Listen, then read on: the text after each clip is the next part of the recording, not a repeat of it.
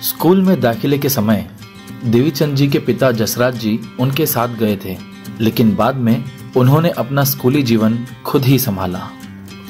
वह अपने पिता के आग्रह पर सुबह 4 बजे उठ जाते थे।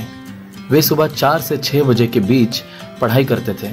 इसके बाद वे अपने दैनिक कार्य करते थे और स्कूल के लिए निकल जाते थे। स्कूल से आने के बाद वे अपने पिता की दुकान में मदद करते थे। वह पूरी स्कूल में अव्वल रहे और मेधावी छात्र भी थे। वे अपनी पूरी स्कूली शिक्षा के दौरान मॉनिटर रहे हैं। हिंदी साहित्य सम्मेलन प्रयागराज की परीक्षा में भी वे पहले ही प्रयास में उत्तीर्ण हुए थे। स्कूल में हर वर्ष यात्रा का आयोजन करने में शिक्षक के लिए वे काफी मददगार साबित होते थे।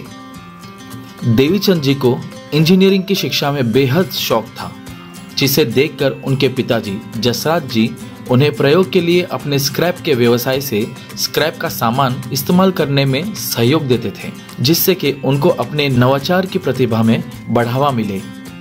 अपने इस टैलेंट से उन्होंने एक fully functional steam engine model बनाया था और ऐसे ही कई नवाचार जैसे कि धातु के टुकड़े और स्क्रैप का उपयोग करके टेलीग्राम आदि का भी निर्माण किया था।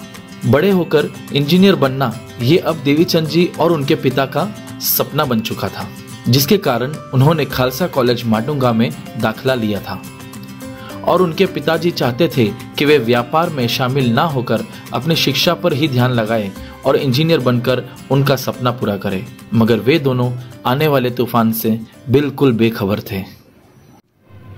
चूंकि यह द्वितीय विश्व युद्ध का दौर था, जापानी जासूस बंबई में अंग्रेजों की जासूसी करने के लिए मौजूद थे। गोदी बंदरगाह मस्जिद बंदर पर अंग्रेजों के जहाजों के मलबे थे। इन जहाजों में बहुत सारे विस्फोटक, डायनामाइट और बारूद रखे हुए थे।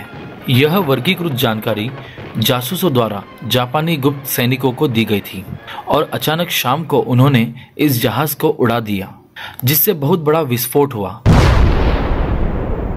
विस्फोट की तीव्रता इतनी तेज थी कि दादर क्षेत्र तक के शीशे टूट गए, कई लोग मारे गए, करोड़पति सड़क पर आ गए, सभी व्यवसाय ठप हो गए।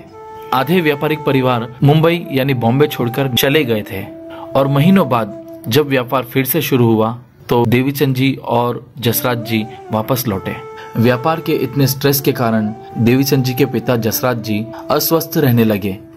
एक समय ऐसा आया कि जब उनकी परीक्षाएं उनके सर पर थी और उन्हें अकेले ही व्यापार का प्रबंधन करना था, क्योंकि उनकी मदद के लिए कोई नहीं था। उन्हें कालवा देवी में डॉक्टर वेगा स्ट्रीट से वैद्य जी की दवाई लानी होती थी।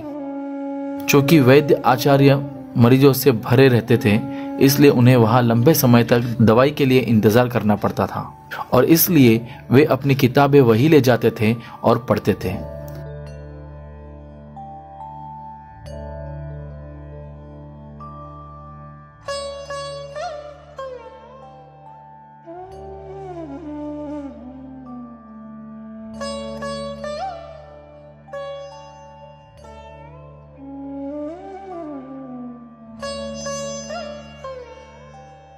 लेकिन जीवन के इन सभी कष्टों और परीक्षाओं के बावजूद उन्होंने परीक्षा में टॉप किया। जैसे जैसे दिन बीतते गए, जसराज जी की तबीयत बिगड़ती गई और उन्हें दिल का दौरा पड़ा और असमय ही वे स्वर्गलोक के लिए चले गए।